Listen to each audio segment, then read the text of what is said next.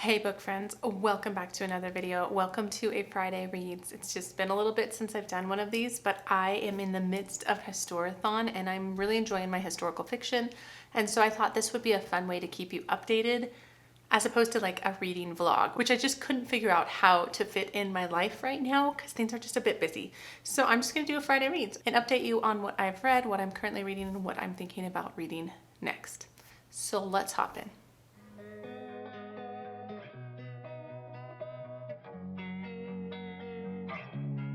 So hi, my name is Angie. Welcome to the channel if you're new here, or welcome back if you have been coming for a while. And so in today's video, I'm going to chat about all the historical fiction that I have been reading and loving this month. So I'm going to start with what I have finished. So I finished The Witch Haven by Sasha Payton Smith. So this wasn't officially on my Historathon TBR, but it was on my spinner picks for my TBR game. And so I read this pretty much first thing in November and I finished it and I liked it okay. You know what's funny? I thought I was gonna like this more. I had higher hopes than what I ended up feeling about this book. It's about this girl in the turn of the century New York. I'm pretty sure it's New York. And she's pretty down on her luck. Her brother has recently gone missing, somewhat recently, and she has to make ends meet by working at this dressmaker or tailor shop, and it's really tight, like money is really tight. And then one night something happens. She ends up killing this man, and then she thinks she's going away to prison forever, and then instead there are these women who come and they whisk her away to this school. It's a school of magic. It's called Haven Sanatorium, but it is a school for young witches. And so she goes there and starts learning. Things aren't exactly what she expects, and it goes from there. Now this is a YA book, which I'm not sure if that is kind of what let me down in the end, but I just kind of feel let down by this book. I thought it was going to be more clever than it was. There was a number of plot points that I didn't like. There were some characters that I just found a little bit, I'm not sure the right word, maybe off-putting. They painted a picture of them being a certain way and then they kind of changed in ways that didn't totally make sense to me, and so it kind of took me out of the story, and I really didn't love that. And I know there is another book that was just recently published that comes after this. I have no idea what it's called, but I honestly don't think I'm going to pick it up. I was thinking I was going to because I thought I was going to love this, but I'd say this is more of a 3-star book for me. I feel like I have other books about witches on my shelves that I would rather read than stay in this story. Even though there are parts of this story that I really did appreciate. I appreciated kind of the magic system and how it works, and the suspense of the world and what the girls are fighting for. Things like that I did appreciate. It just didn't totally land with me, and that's okay. So that's The Witch Haven. I did finish it. It was what it was, 3 stars.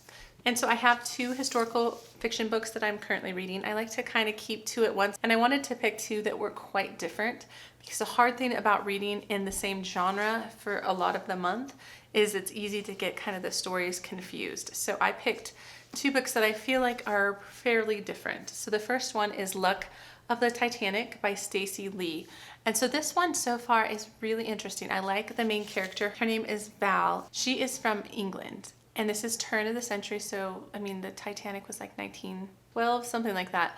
And she is trying to find her brother who is in New York City, or on his way to New York City, and she wants to meet back up with him. But there are some issues, one being that she is half Chinese, which at this time, I guess there was a law in America that didn't allow people of Chinese heritage into the US at that point in time. And so she kind of has to jump through some hoops to get on the Titanic to try and find her brother, to try and seek a better life, basically.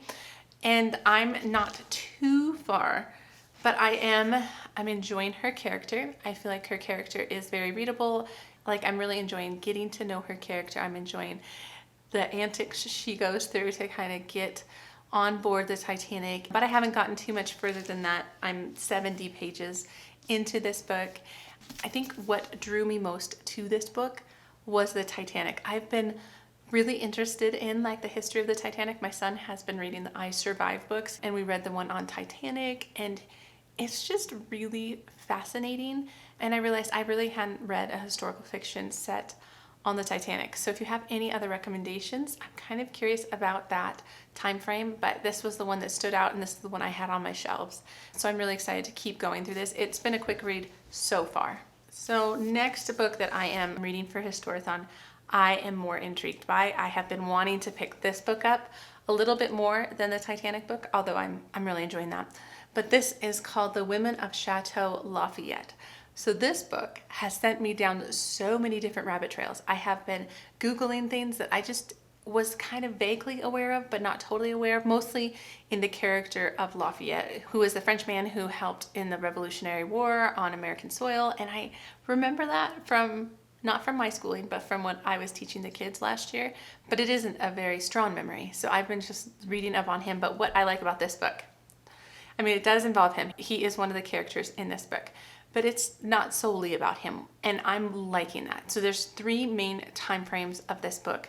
There's the time frame of 1774, so you're talking around before the French Revolution, and then 1914, so before and around the time of the First World War, and then 1940, so the Second World War. So you kind of have all these very important time frames in French history that we're following this place. It's the Chateau Lafayette. It's this location where initially Lafayette and his wife, Adrienne, I believe, were present in 1774, and you're following partly their story, which I am loving their story. So it starts with her being like 14 years old, marrying this man she doesn't know, which was Gilbert, I believe it's Gilbert Lafayette. And you go through kind of them growing up and him having all these ideals, him being kind of squashed by the current system a bit. And then some of his just kind of revolutionary ideas push him into behavior that wasn't acceptable at that time frame. So it kind of follows their story, which I am so much enjoying.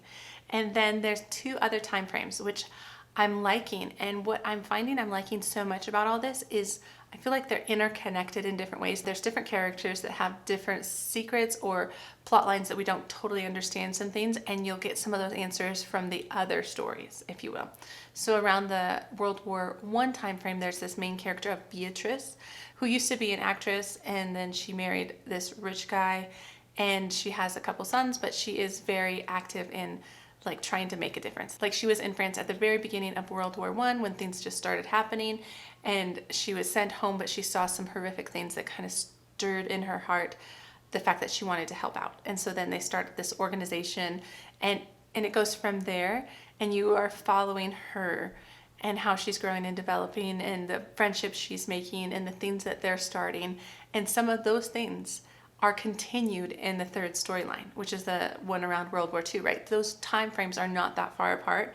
So you actually have the character of Beatrice from the World War I time frame also in World War II. She's not the main character anymore. She's kind of the side character, but what's cool is you're learning things in her plot line that is being revealed also in the later one. And I love stories that kind of leave those like Easter eggs in very different things. And so it makes you feel like you're discovering stuff or you're solving a puzzle.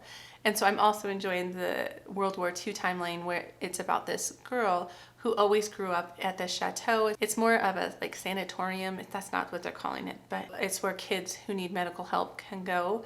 And she's always grown up there. She was found orphaned after World War I, and she was brought there, and she's been raised at this chateau by Aunt Beatrice this whole time. And now we're following her as the main character and the struggles she's going through as like Hitler is advancing and different things like that. And she's figuring out a lot of her past in the process. So I am loving it. I'm finding the writing to be really interesting. I'm engaged with all the different characters because I feel like that was the part where I was a little hesitant. Like, I'm like, am I going to be able to connect to all three of these storylines? And definitely I am. I feel like my favorite is the one in 1774, but I'm enjoying all the women throughout all the ages in this book. And I'm like almost halfway. So I'm not like flying through it by any means, but I'm enjoying my time in it.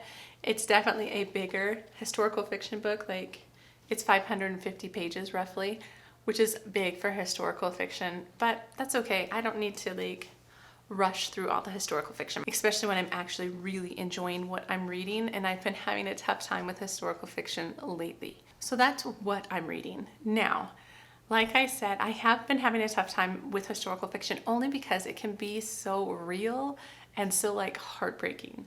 And I feel like I usually have to space out my historical fiction. And when I'm doing like something like Historathon, I tend to read more historical fiction, but I kind of get like emotionally overwhelmed. It's not really burnt out. It's like too much heartache. And so I do have some books for what I want to read next. I have a historical fiction, which is the group read for Historathon, which I want to read next. So that's my plan. After I finish these other 2 historical fiction books, this will probably be my next one, just so I can make sure to get to it. And so this is The Lost Girls of Willowbrook by Ellen Marie Wiseman. And it is about these twins, so Sage and Rosemary. And Sage believed that Rosemary had died when she was like 6 years old, but she has since found out that she actually was sent to this home or institute. And she is going to look for her sister, finds out that she's missing, and then she is at this institute. And I feel like I've heard that that's the hard part, is learning more about this institute, which was a real place where kids were sent in like the 1960s or something like that. So I really do want to pick this up, and I want to participate in the live show. So this is next on my list for historical fictions to pick up. And like I said, I sometimes get emotionally overloaded. So I do have this on my TBR as well that came from my TBR game. It's a thick fantasy book, but it's kind of like a palate cleanser in case I just want to immerse myself in a world that doesn't exist and not be as emotionally just crushed by stories. I might pick this up. And so it's The Ruin of Keynes by Jen Lyons. And my sister recommended that I read this along with the audiobook, that the audiobook's really good. So I'm gonna do that. And so this is a high fantasy book, has to do with dragons, I'm pretty sure. I'm not quite sure how. In this first book, it talks about a man named Kieran who was like a thief on the street. It's a very common fantasy plot line, but I guess for some reason he is believed to be the missing son of a treasonous prince. And so he kind of gets brought into this crazy world, and somehow he ends up in jail or prison, and that is what a majority, I believe, of this story is told from. So this is just the first book in the, I believe it's called The Chorus of Dragons. I could be wrong. And so I do want to pick it up. I feel like I get intimidated by how long it is, but I have heard good things. And I've also heard that it doesn't make the most sense, but if you stick with it, it's a really good payoff by the end. And I am that kind of a reader, so I feel like I would really enjoy this series. But I'm not sure if I'll need to pick this up before I pick this up, or read these at the same time once I finish what I'm currently reading. That's kind of what I have on my plate for November. I just love this time of year. I feel like I can read more.